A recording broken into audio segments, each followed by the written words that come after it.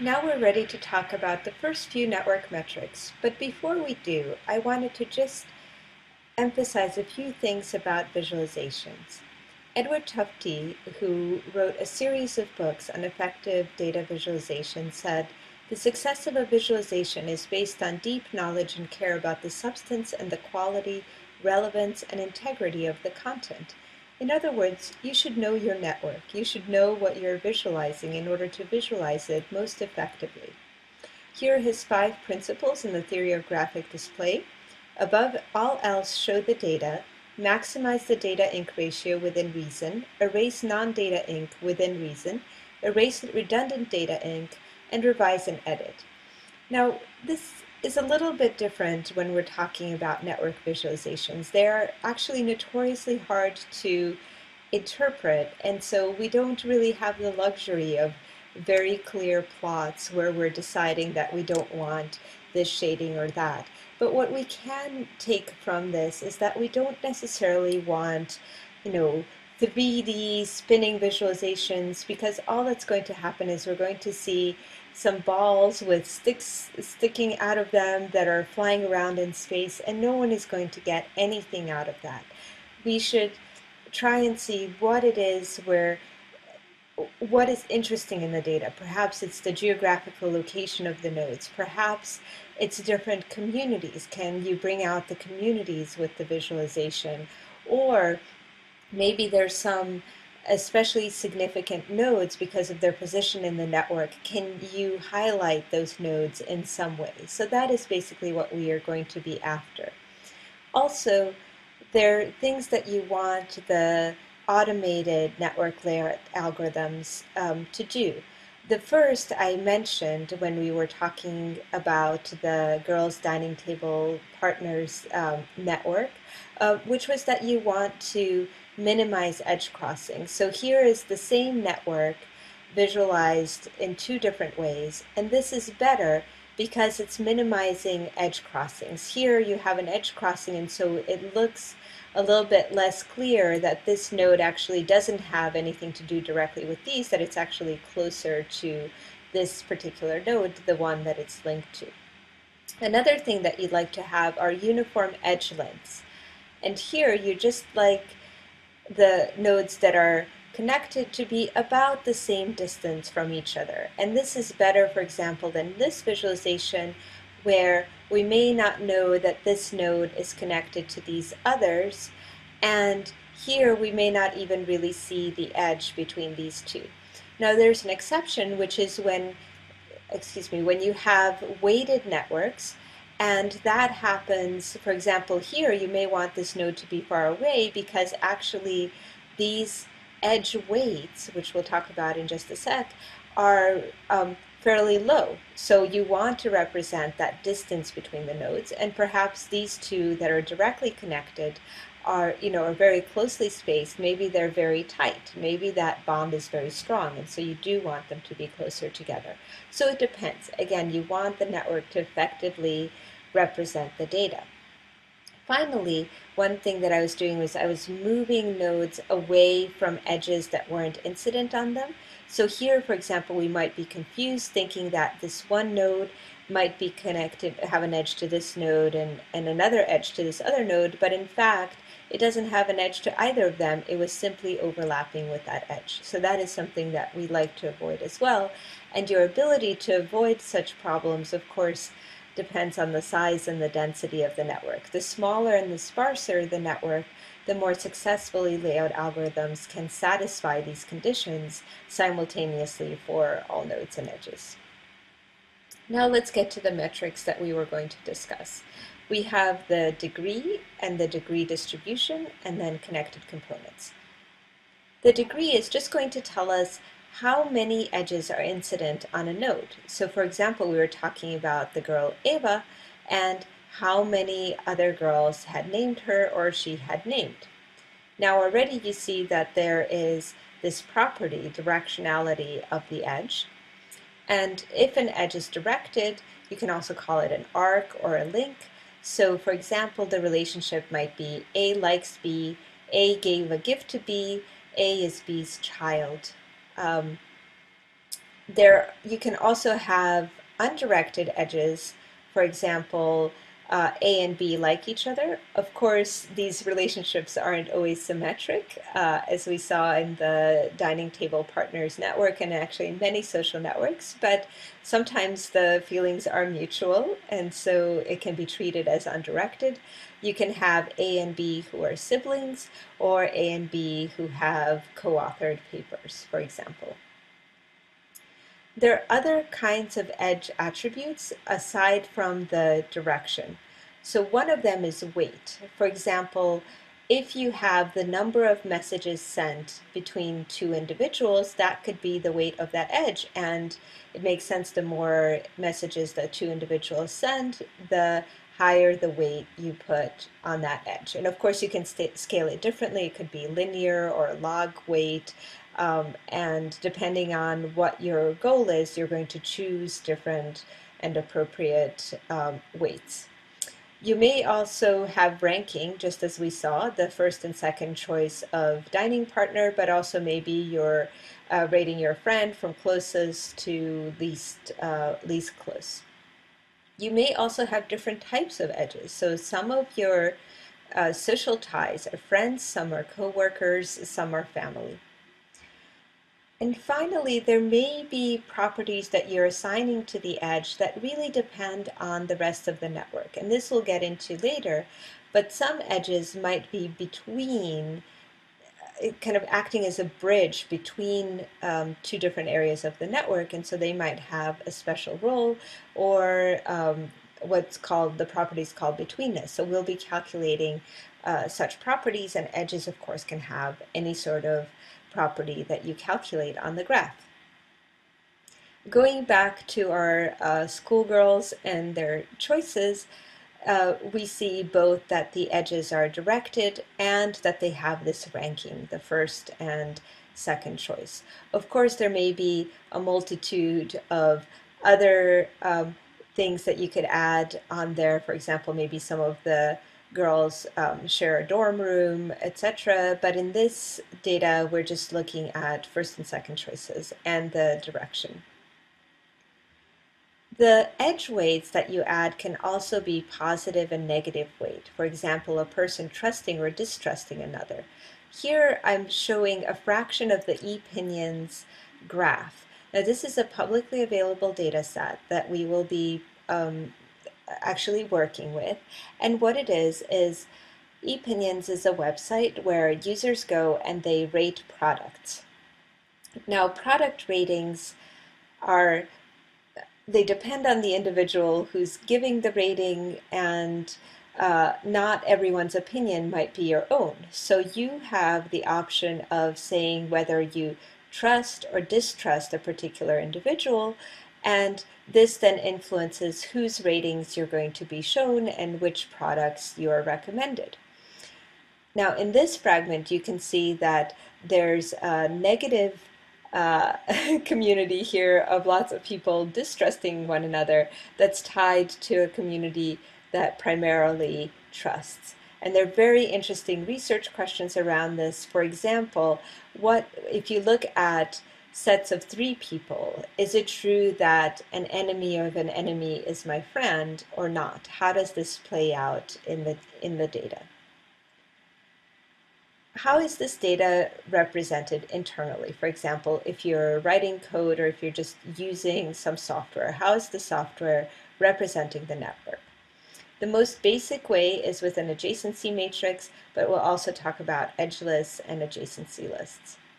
Here is a very simple network of 5 nodes, and here is its adjacency matrix representation. And for example, if we look at node 1 is represented by this row and actually has no outgoing edges. However, it does have one incoming edge here from node 5. So let's see how this works. The entry in the matrix is 1 if node I has a directed edge to node j, and it's 0 otherwise if I and j don't share an edge. Usually, the diagonal of the matrix right here is 0 because usually you don't have self-loops. However, in some cases, you can have self-loops. For example, if the network represents who nominated whom for a certain office, well, individuals can nominate themselves, and you may very well want to have self-loops represented. And in general, you don't necessarily have that Aij, that entry, is equal to Aji. This would happen if the network is undirected. Well, it would be true in all cases if the network is undirected. That is, I linking to J always means that J links to I. Of course, in a directed network, you can have lots of instances of the edge being reciprocated. For example, when you look at friendship networks, a lot of friendships will tend to be reciprocated. We don't have to always use the full adjacency matrix. We can also use the edge list, and it's just a bit shorter. So you can have, instead of a bunch of zeros, you just list the things that are there. So 2 has an edge to 3, 2 has an edge to 4, etc. Now you can become even more compact than that. Especially you may want to do this if the network is very large and very sparse. Sparse means that out of all the possible people I could be friends with in this world, the billions of people, maybe I'm only friends with a few hundred. And so instead of having a billion zeros, I may want to just have an entry that says Lada, and then it lists, first friend, second friend, third friend, etc. It's much more compact. So going back to our network of 5 nodes, we have an empty adjacency list for 1. For 2, we have that it has edges to 3 and 4, etc. Now, after we have done all of this nice representing, we can start to calculate degree.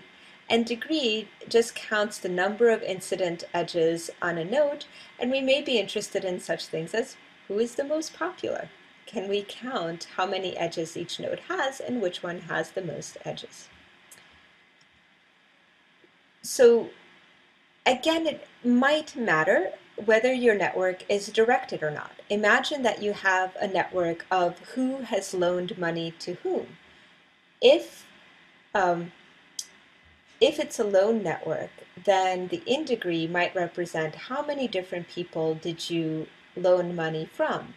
Out degree, on the other hand, might represent how many people did you lend money to. And so in that case, owing a lot of money, having high in degree may be less desirable than having high out degree, having people owe you.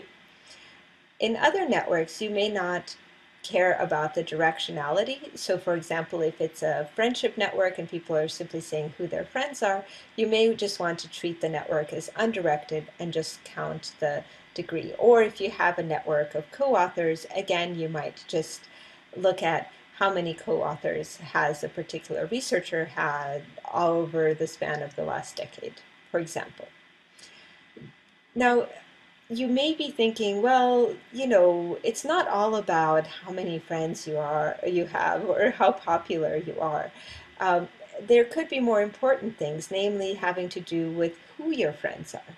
Maybe having a few quality friends or having a few well-connected friends might be more useful in some sense than having lots and lots of friends who are otherwise hermits. They don't interact with anyone else. So in week 3, we will consider other measures of centrality. But for now, we're just going to treat centrality, this importance of nodes, simply based on the immediate network neighborhood. So your direct neighbors in the network as opposed to the whole network. We can calculate these values from the adjacency matrix. For out degree, we're just summing the non-zero entries in a given row. So here the third row tells us that node number 3 has 2 outgoing edges. So its out degree is 2. On the other hand, from the column, by summing the non-zero entries, we find that 3 has 1 incoming edge, and that is from node number 2. So its in degree is 2. Now, once we've calculated the degree of each node, whether it's in degree, out degree, or undirected degree, we can start to construct the degree sequence. and that is actually just the array that contains the degrees of each node. The degree sequence, in turn, can be folded into a degree distribution, where, for example, for this network, we can count one node that has 0 in degree. We have 4 nodes that have in degree 1, and 3 nodes that have in degree 2. And so then this is the distribution of degrees in the network. That is, it's fairly evenly distributed between the nodes. The next question we can ask is whether everything's connected. So here is a visualization of my Facebook network, and as you can see, there are several disconnected components. This can be quite significant. For example, if there is some vital information in one part of the network, if none of those individuals are talking to the rest of my network, of course they're linked through me, but let's imagine that I'm out of the picture, so it's just all my friends are on their own, they have to communicate, that there would be no way for that information to spread from that isolated component to the rest of the network. It may not be information, it could be a virus that's spreading some sort of disease, in which case you may very well want to be in one of these small components, because it means that whatever is spreading in here, you're actually safe from it, because you don't have any contact with anyone in the rest of the network. And so the overall connectivity of the network is actually fairly crucial.